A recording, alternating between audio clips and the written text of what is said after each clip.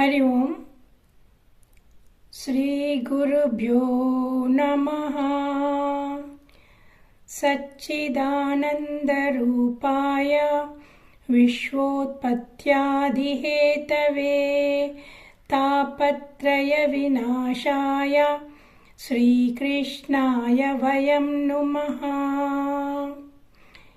यं प्रव्रजन्तमनुपेतमपेतकृत्यं द्वैपायनो विरह कातर आजुहावा पुत्रेति तन्मयतया तरवोऽभिनेदुः तं सर्वभूत हृदयं मुनिमानतोऽस्मि।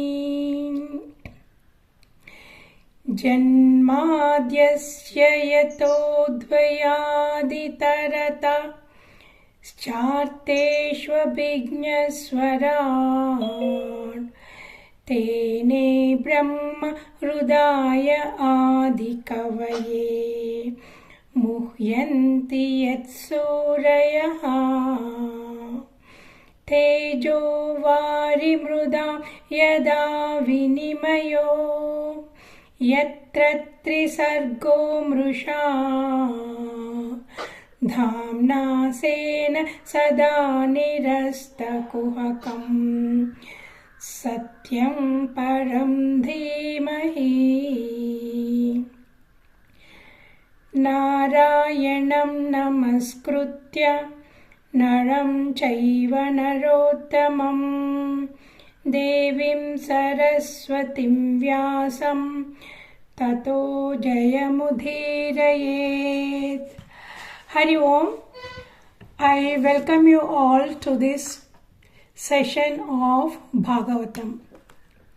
So last week we discussed about the Kunti Devi's prayers.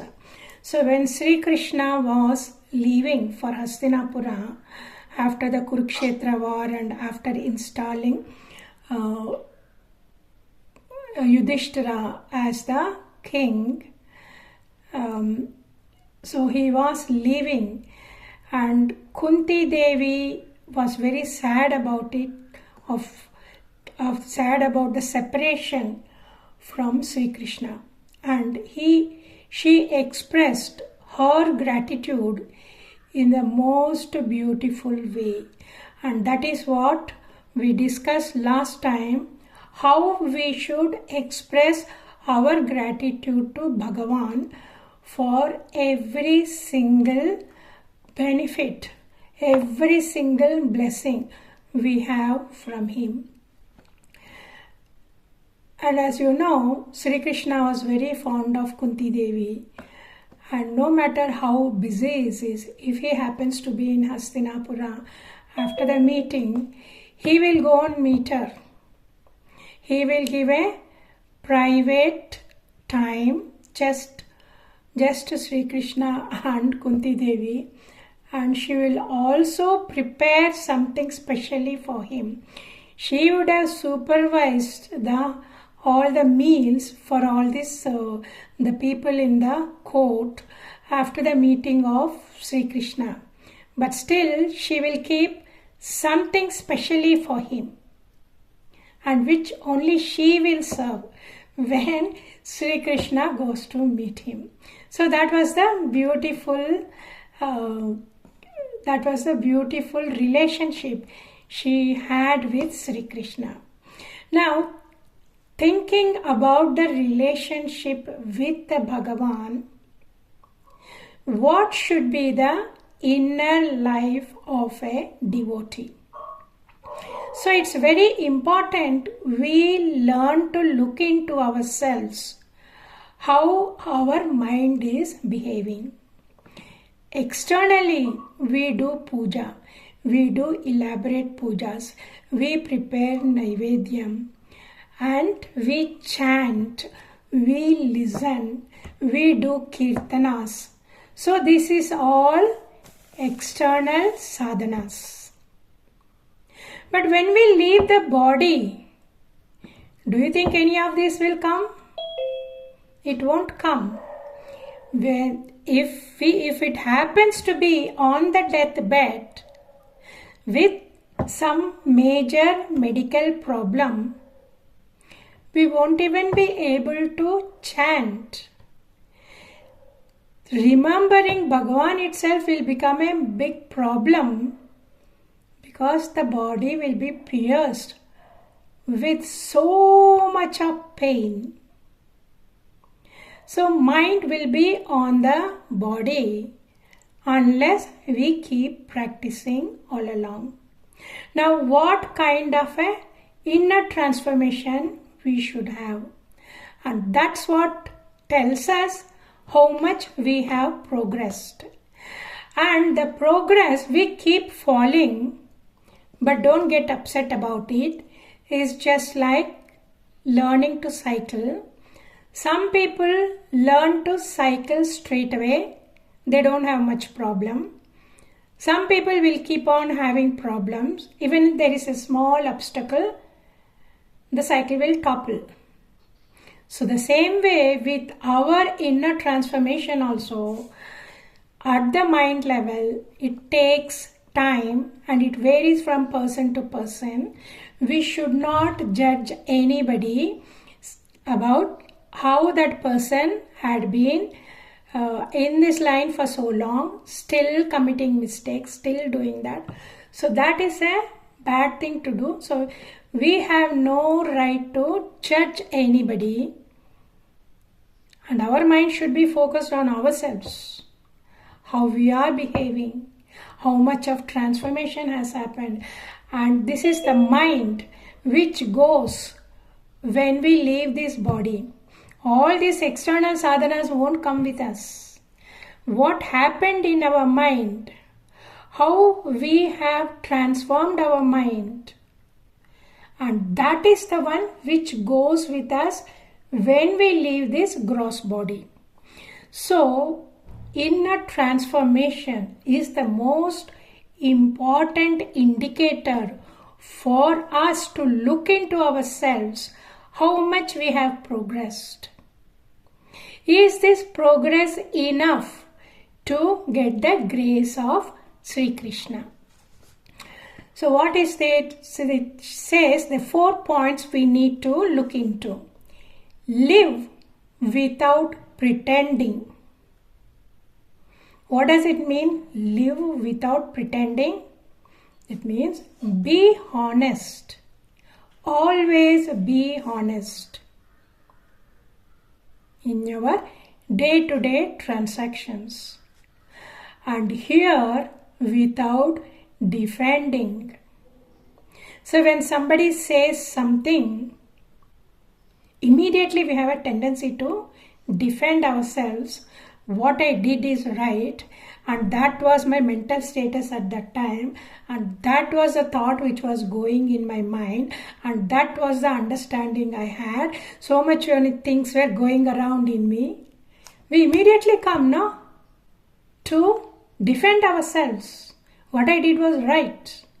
So what it says is here without defending. So that means be humble. So if somebody accuses you of something which you have not done, now why should we disturb our mind because somebody else did something? And if we keep on thinking about it, defending ourselves, that person shouldn't have done that, that person shouldn't have done that, shouldn't have said this, has no sensitivity for the other persons. All these things keeps on going in my mind. Now whose mind is getting disturbed? Only our mind. Our mind should be kept calm, so the calm mind can see Sri Krishna all the time. Only a calm mind can recollect the Leelas, the Rupam and the Gunam of Sri Krishna. The goal, the only thing we have to do in the human Janma is only one thing. What is it? Think about Krishna. Think about his Rupam. Think about his Leelas. Think about his qualities. We have been given human body only for that. But we do everything else excepting this. So this a sadhaka should look into ourselves and then correct where we are going wrong. So this is what meant by here without defending. It doesn't matter if somebody accuses, it's just a word level. Okay? At the most it is at the body level. Mind is precious. Don't lose it through these 5 senses. Mind should be totally dedicated for Sri Krishna only and nobody else. Then the third point is speak without offending. So it's very important sometimes when we are upset in ourselves, the way we speak, it comes out pretty harsh even though we don't mean it. Why it comes out pretty harsh? It's because there's so much of internal dialogue defending ourselves and the pride keeps on going, the inner chattering. So when that inner chattering is continuously going on and we are forced to speak to somebody regarding some transaction, obviously it is not going to be pleasant. So that's why it is very important we practice the other two, that is live without pretending, hear without defending, and with this mind becomes slowly calmer and calmer. So then we will speak without offending because we are particular about the sensitivity of the other person. If I talk like this, it's going to hurt the other person. So that awareness we have to carry on all the time. For that, the other two, living and hearing, we need to practice. And the fourth point is love without expecting. Okay, just give the love without expecting. Why it is important for us to love without expecting? Now, who is expecting? Who is the person who is expecting? It is the ego. Okay, it is the ego, the individual, the person who is expecting something in return for your love. So what does it mean? We are holding on to our ego. That ego means individuality. The whole idea of dissolving into Krishna will go away if we hold on to our individuality. So if the individuality is very strong, how are we going to dissolve into Sri Krishna? So we are not going to dissolve into Sri Krishna. That means we will hold on to our individuality. And that individual will end up in having another body. Do we want that? So, love without expecting. So that purifies the mind. What is that purity? We don't want anything. What is that a human being can give? What is that fame? What is that name? What is that comfort? What are those possessions? Are they going to come with us when this body is going to go? Nothing is going to come. Only the mental state is going to come.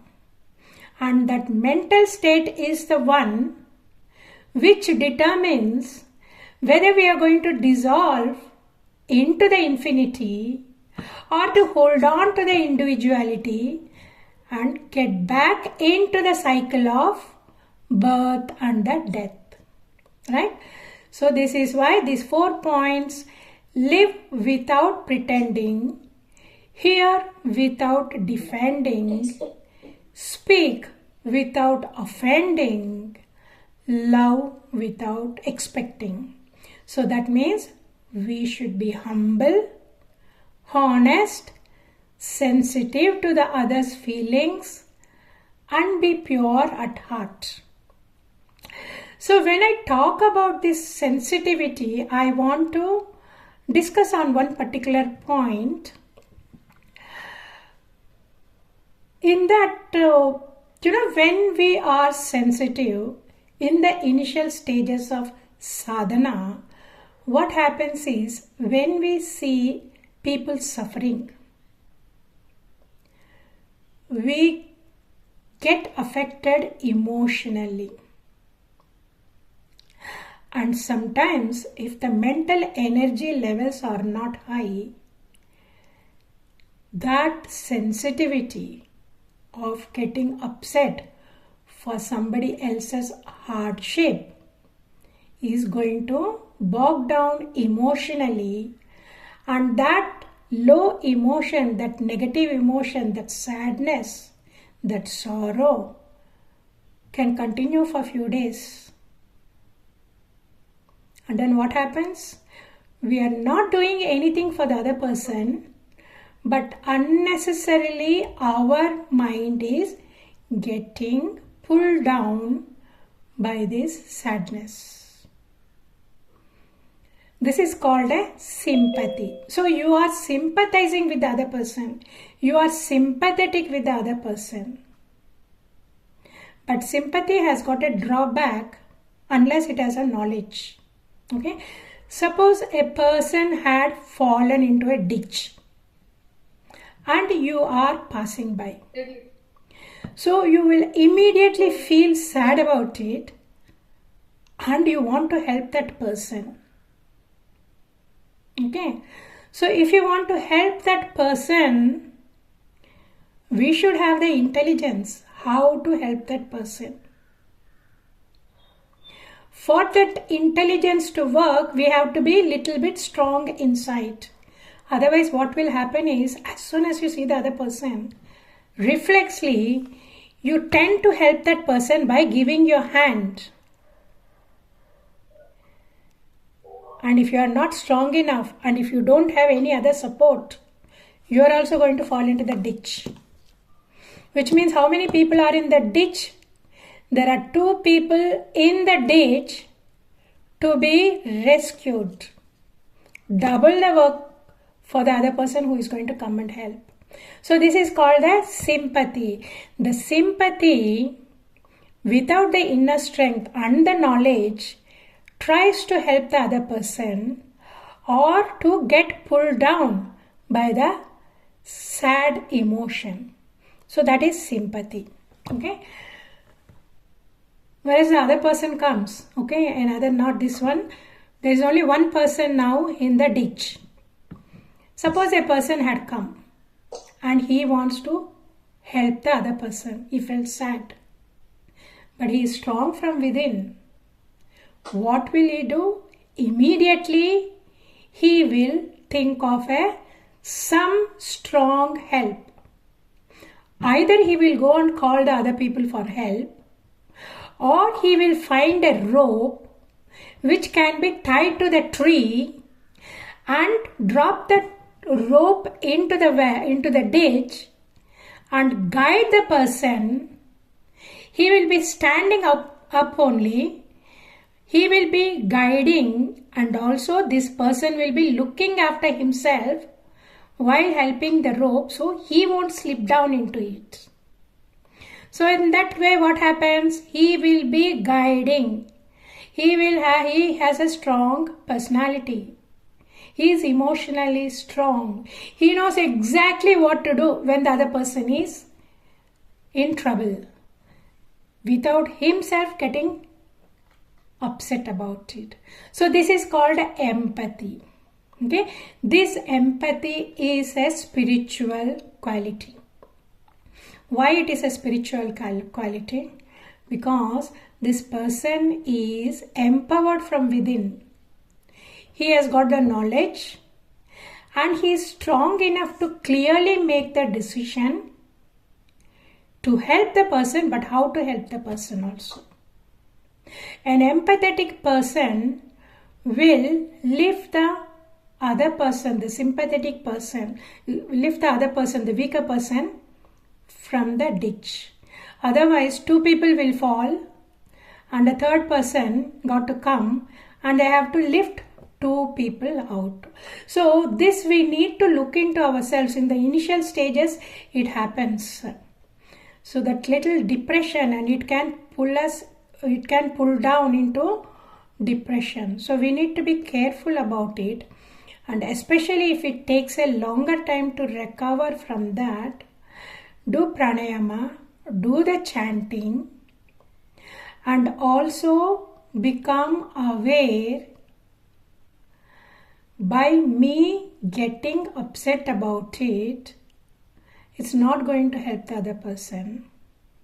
I have to think how to help the other person without me getting distressed or pulled down by the event. So this discrimination is very important, and empathetic people are very, very useful in helping the others. So this is what our Swamis do. So they are empathetic. They can clearly study the problems we have, and without them getting affected, they can counsel the person and guide the other person to get out of this problem. Okay. Now there's one more quality which an inner devotee should develop is, our head should be like an ice factory, it seems.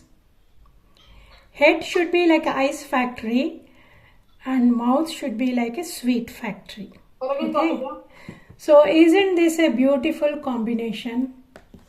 Head like a ice factory and mouth like a sweet factory. Okay. So this is the one. Okay. So now with these guidelines, we should follow ourselves and assess ourselves about the inner transformation which is happening gradually over a period of time. Okay. Okay. Now before this, what happened was, before Krishna decided to leave Hastinapura, he already had enthroned Yudhishthira Maharaj as a emperor. Alright. When Krishna was leaving, he was very sad. Yudhishthira was very sad and said, what for so much of massacre had been done? Is it just one person to own up the whole of kingdom? Is it worth it? I've killed so many people, so many relatives, friends and youth, and with this much of papam, I'm sure worst of the hells are going to wait for me. So he was crying, and all the rishis tried to console him. It didn't work. Sri Krishna also tried to console him. It didn't work.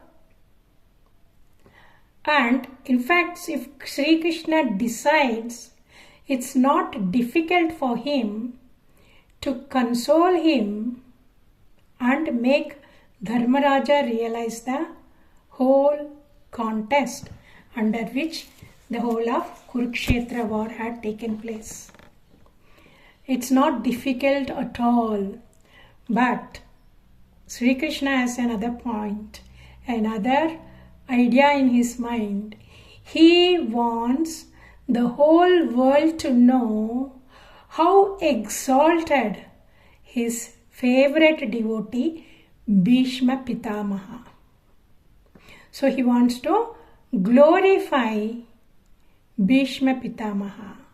So what Sri Krishna said is, he told him, see Yudhishthira, see all the rishis tried to console you, but it's not happening. Let's go and meet Bhishma Pitamaha. He is on the Ampasaya.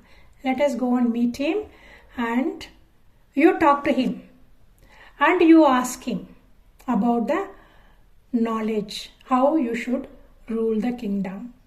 So they all gathered together, and Yudhishthira was put in a very beautifully decorated chariot, and he was accompanied by so many people just to glorify his royal attire.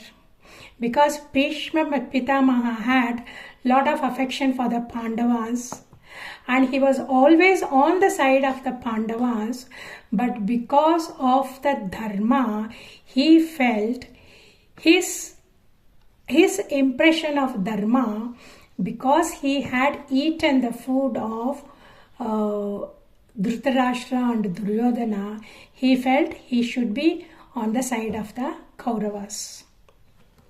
So that is why he fought from that side. And when he is fighting, he is not going to be soft on the Kauravas and wanting Pandavas to win. He is not going to do that, because that will be an adharma yuddham. So he followed the whole of these rules and regulations of the dharma yuddham, and he performed to the best of his ability. In fact, if Sri Krishna is not there, Bhishma Pitamaha single-handedly, she would have wiped out everybody. He is so powerful.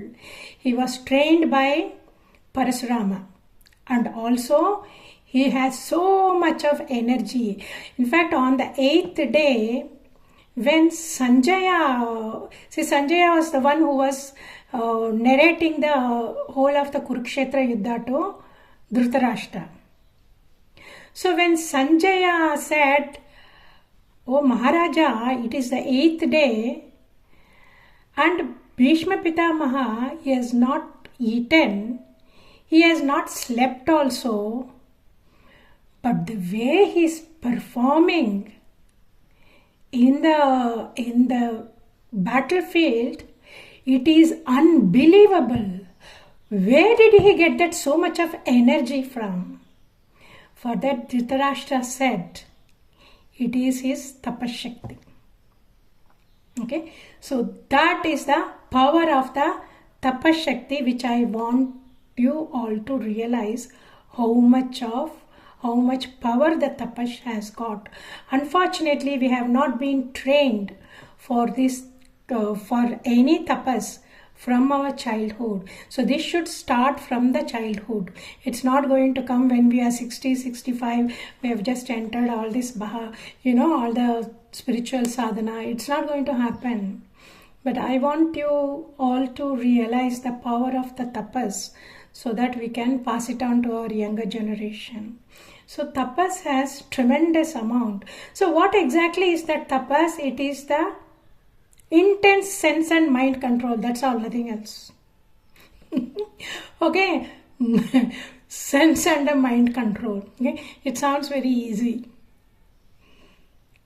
but everything they go through, sleeping in an open space, subjecting themselves for the rain and the heat and the wild animals around, and shortage of everything. In between they get the fever and cold and everything. All these things they put up with that. The bodily discomfort, but the mind is only on God. So that much, that is the tapas. Okay, so, and that tapas actually gives them a kind of Brahma Tejas. So Dhritarashtra said it is his tapashakti. That's why he is like this. So in fact, no, Sanjaya said he was shining. Even after all these things, there is no trace of tiredness. And he is so powerful, he is so energetic, and he is glowing like anything. Then he said it is his tapashakti. Okay? So he was doing that, and then he was so powerful, And then on the 10th day, he fell down. It's not because Arjuna was so powerful and he shot all the arrows and Bhishma Pitamaha couldn't stand and then he fell. No, it's not that. Sri Krishna realized if we don't do something, Bhishma is going to finish off Arjuna. So he came up with that idea because Bhishma he always follows dharma no matter what happens. Bhishma Pitamaha will not fight with a woman. So he made Sikandi to stand in front of Arjuna and then asked Arjuna to shoot the arrows. And because Sikandi is in front, Bhishma Pitamaha dropped his bow. And that is how Arjuna could shoot the arrows and then Bhishma Pitamaha fell down. So then that time it was Dakshinayana. And Bhishma Pitamaha wanted to leave his body during Uttarayana. So he lie down on the Ampashaya. That many arrows, it's not that he prepared Ampashaya and he had lie down on the Ampashaya. No, his body was full of arrows and he couldn't stand anymore. So he fell down. The falling was in such a way, all these arrows became a bed and he was on top of that. And after that, the total of 58 days, he had lie down on the Ampashaya. And the following day, on the 58th day, was the first day of Uttarayana. And that's the day he left the body. But before that, when he was on the Ampashaya, Sri Krishna took him. By the time Sri Krishna took him, he was so tired, exhausted, thirsty. In spite of that, as soon as he saw Pandavas and Sri Krishna, and not only that, Yudhishthira went in the royal attire just to give happiness for the Bhishma Pitamaha, that Yudhishthira won and he is the Raja now. Bhishma always wanted that. So they wanted to fulfill the desire of Bhishma. So he went in the royal attire. And the other people also went. Who were there? Vyasa Maharshi and the Dhaumya. Dhaumya is the priest. Narada Maharshi, Parasurama, Bruhaspati, Kashyapa, Kapila Muni, then Gautami Muni, and few devatas, all of them had come to have the darshanam of Bhishma Pitamaha because he was such an exalted soul. Not only that, he was blessed with that Swachanda Maranam. When he wanted to die, he can do it. And he was lying on the Ampashaya for 58 days. So to see all that, they've all come. And of course, Sri Krishna was there. So they wanted to accompany Sri Krishna. So this many people, including the devatas, had come to see Bhishma Pitamaha. So as soon as Bhishma Pitamaha saw all of them, he was so thrilled. He invited them. Mentally, he bowed down to everybody and he spoke to everybody with due respect, and then looked at the Pandavas and Yudhishthira and said, "See, Yudhishthira, I know everything, the amount of hardship you've all gone through, even though you have always followed the path of Dharma. You have always respected the Brahmanas. You have always performed the Vedic rituals without fail. In spite of that, I saw how much you all suffered including Kunti Devi and Draupadi.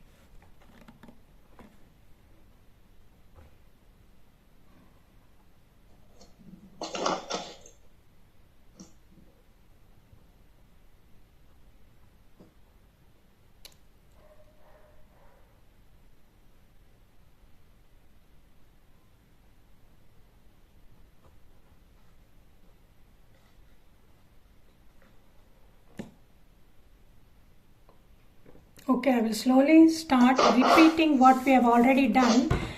So hopefully the others also will join soon.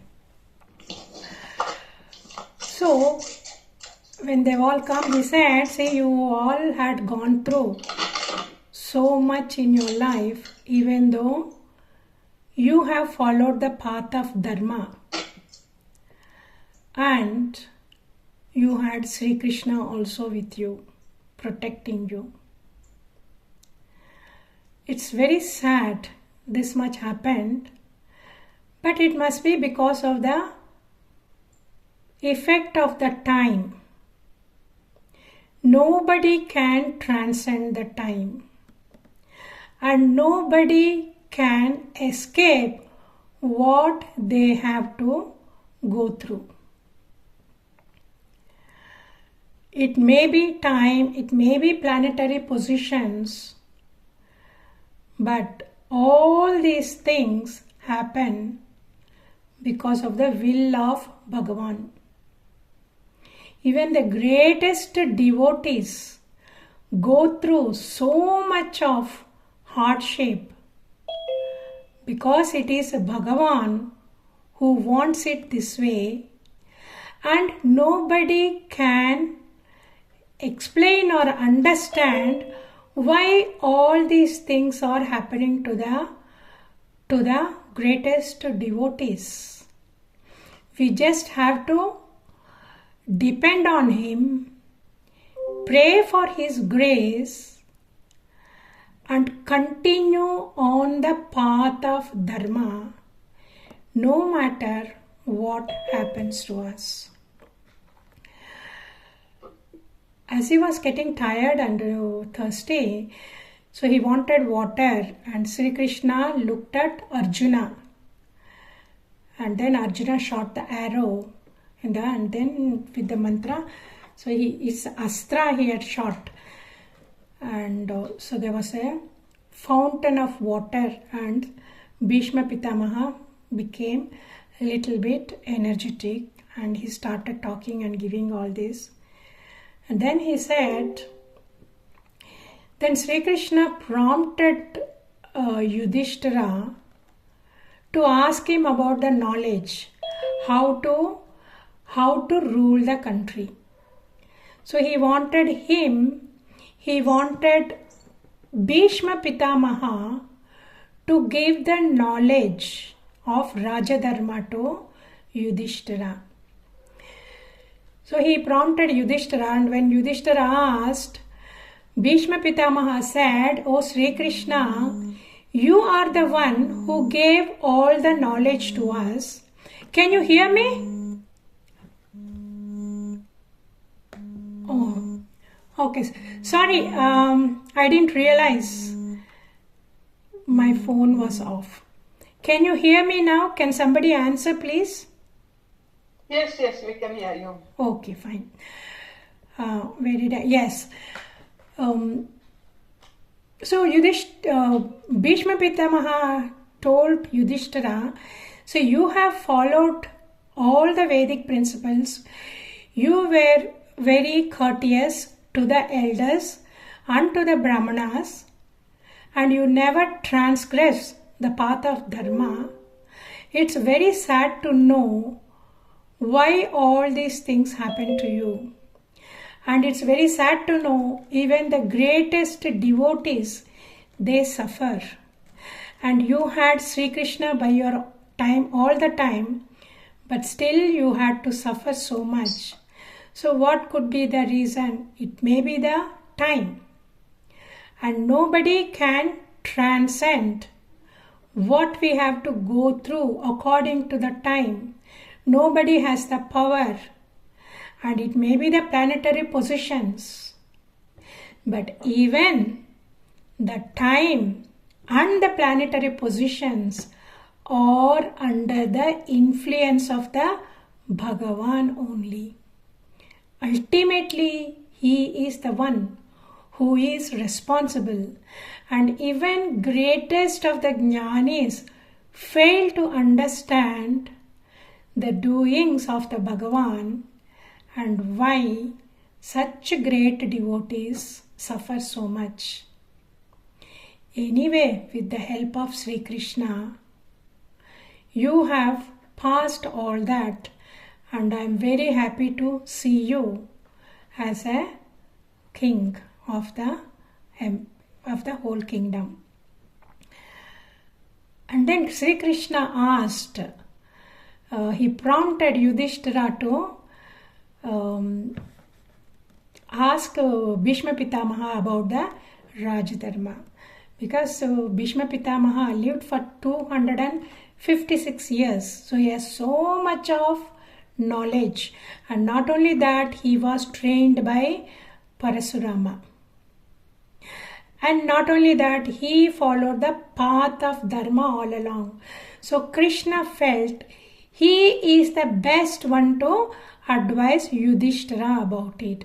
So when Yudhishthira asked, Bhishma Pitamaha said, he saw Sri Krishna giving the sign to Yudhishthira to ask. So he turned towards Sri Krishna and said, Sri Krishna, you are the embodiment of knowledge, and you are the one who gives knowledge to everybody. Why you want me to give the knowledge to him when you are with him all the time? I am tired, I am exhausted. I have suffered so much on this. Do you think I am capable of thinking clearly and advising Yudhishthira? So for that Krishna said, don't worry, I will give you the energy, and with that energy you will be capable of giving him all the knowledge you know. And then Bhishma Pitamaha said, he did namaskaram to him and said, so thank you, Mahatma Bhagavan. You will give the energy, and in fact you are the one who is going to speak through me. But you want this to appear as though I am giving the knowledge, so that my name will be glorified. So Bhishma Pitamaha is such an exalted devotee.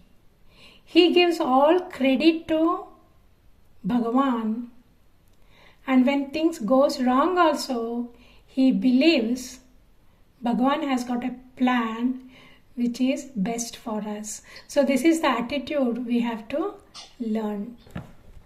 So he asks about the Rajadharma. So he teaches about the Rajadharma, Varnashrama Dharma, Stri Dharma, and Vairagyam, and Moksha Dharma, and Bhagavad Dharma, which is the Bhakti Yoga.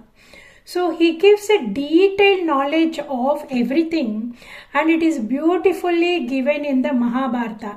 It is worth looking into that. Here in that he talks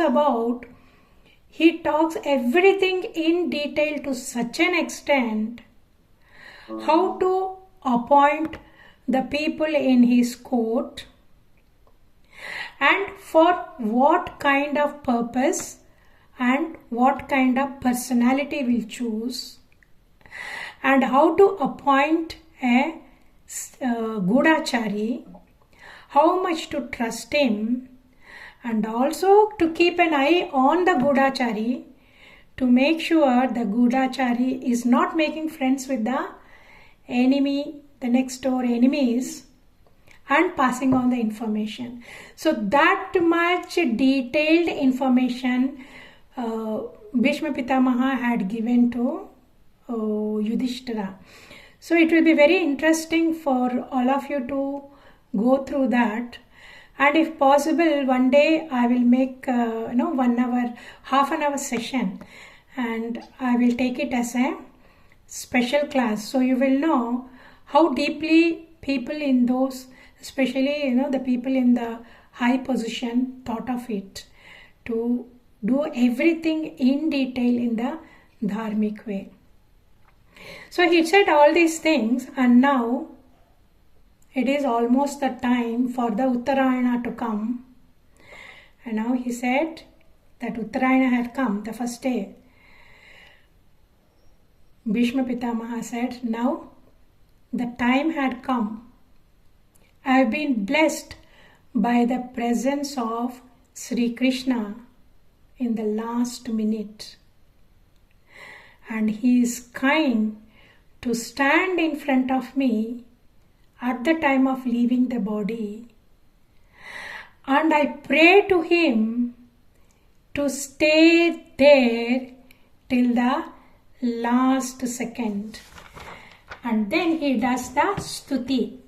So that song which was playing at the beginning of the class is the Bhishma Stuti, sung by somebody. It is so beautiful, that bhajan, and I will send the link. It's very nice. So you please listen to that, and also you follow that with the book in front of you, and you chant, you sing. You follow that tune and you sing, and it's very easy. So please do that at least once, because it's a very powerful prayer, and it's a very important prayer of the greatest devotees of the Sri Krishna. And if you think about how much Sri Krishna did just to glorify his greatest devotee. So we should have that, the respect for that, and chant that or sing that Bhishma Stuti at least once in the next 24 hours. So if we don't do it in the next 24 hours, we are not going to do it. It will just go away. And it's very easy also. And the tune is so pleasant and very easy. I just loved it. So I want you to enjoy that too. Now, the time had come. He doesn't want to think about anything. He wants to think only Krishna, and he wants to leave this world, leave this body with the thoughts of Krishna, with the Rupa Dhyanam, Leela Dhyanam and Guna Dhyanam. What did he say? He said, let me rest by thinking, feeling and willing, which are so long, where my mind had been so long engaged in the worldly matters. I don't want to think about it anymore. It's all done for me. Bhagavan is a self-satisfied person. Even though he is self-satisfied, he takes a form and he appears in the middle of the humanity just to save his devotees and just to give the pleasure of being with him, the pleasure of seeing his leelas and the pleasure of remembering his leelas. So the mind will automatically start meditating on Bhagavan. Sri Krishna, when he was in the Kurukshetra field, he was telling all these things. He is recollecting the most striking scenes which has touched his heart. So in the Stuti, he's repeating all these things to say how much he has enjoyed this. He said, "O Krishna, while driving the chariot in the battlefield, your face was covered with the dust. Your beautiful face was covered with the sweat of the hard labor. And that sweat and the dirt made your face glow much more to impress as a beautiful impression in the hearts of the devotees. You enjoyed all the bodily decorations, enjoying the dust, even the dust and the sweat mixed with the dust. You enjoyed all those things. My obeisances to you. And you obeyed Arjuna's request to keep the chariot in the middle of the battlefield. At the beginning, because he was so confused, you followed his instructions. You followed the instructions of your dear devotee. you not only became a charioteer, you followed his instructions also, and you took him to the middle of the battlefield. And when he was confused, you gave him the self-knowledge and clarified his doubts and prepared him for the war. So when you stood there, you looked at the whole of the enemy's army, and just by his merciful glance, you shortened the life of the enemy warriors, and all of them have attained your rupam after the death. So this is called the Sarupya Mukti. So Sri Krishna blessed, because how many people can see Sri Krishna at the time of the death? So all those warriors on the opposite direction, they all saw Sri Krishna. He's so beautiful, he's so shining. Even the 3 lokas, people were astonished to see his beauty. Let me fix my mind upon that beautiful form. And then he said, to fulfill my desire, you sacrificed. So he is telling the devotees, the Pandavas, to fulfill my desire, Lord Krishna sacrificed his own promise. What did he promise? He said, I will not lift a weapon in the battlefield. I will not fight. But Bhishma Pitamaha, he had the joy of watching Sri Krishna all the time. Arjuna was watching his back, but Bhishma was in front of him, on the other side. So he had the joy of watching Sri Krishna and his movements while he was driving the chariot. So he said, and also Bhishma had this, he suddenly got this desire. I am going to make Sri Krishna break his vow and fight. I want to see him fighting. I want to see that beauty, and I want to see how Krishna looks when he is actually fighting. So he had this intense desire, and to fulfill that desire, he is trying his best to shoot Arjuna. His mind was on Krishna, and he was shooting Arjuna in such a way it was going incessantly, one after the other, to kill Arjuna. But his mind was on hoping Sri Krishna will lift the weapon to save Arjuna, and at that time I can enjoy seeing him breaking the vow and also fighting. So he was having that, and Sri Krishna realized that. Okay, so Krishna, he can't break his vow. He cannot lift a weapon. At the same time, he cannot let down the Bhishma also, because Bhishma is going to die soon. He wants to fulfill his desire. So what did he do?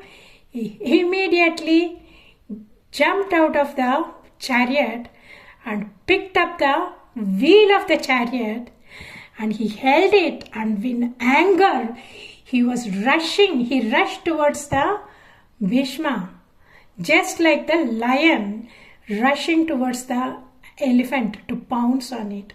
So with that vigor he ran towards the Bhishma, and Bhishma was thrilled. He was so thrilled to say, I made Krishna break his vow, and I made Krishna ready and to come and fight with me. So in that he had forgotten everything, and he had put the bow down. Once you put the bow down, the Kshatriya won't fight. So once Bhishma had put the bow down, Krishna can't do anything. Krishna won't do anything anyway. He just frightened. So he just went with that. And Bhishma was so thrilled and bowed down to Krishna. Okay. Here, Krishna did not break his vow. He did not lift the weapon. He lifted only the chariot. So that is the beauty of the Krishna, Mahavishnu. So how did Mahavishnu manage to kill Hiranyakasipu? So Hiranyakasipu had put so many restrictions. No? Shouldn't be morning, shouldn't be evening, shouldn't be night, shouldn't be weapon, shouldn't be human being, shouldn't be animal. There were so many restrictions he had put. But then Vishnu can think of idea, no? So the same way Krishna also thought of idea. So he lifted it up as though he is going to kill. So that is enough to kill Bhishma Pitamaha.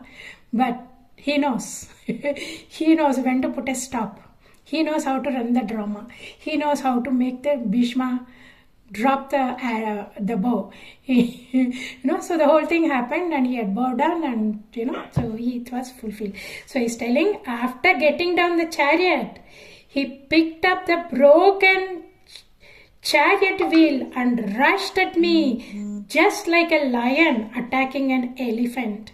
And he unknowingly dropped his outer garment while running towards me, but he didn't realize it. So in no way Arjuna would have been killed.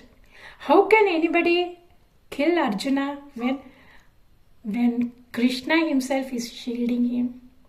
But just to make this whole scene so dramatic, it is the Bhagavan only created this scene. I enjoy and I meditate on this scene to keep Krishna in my mind.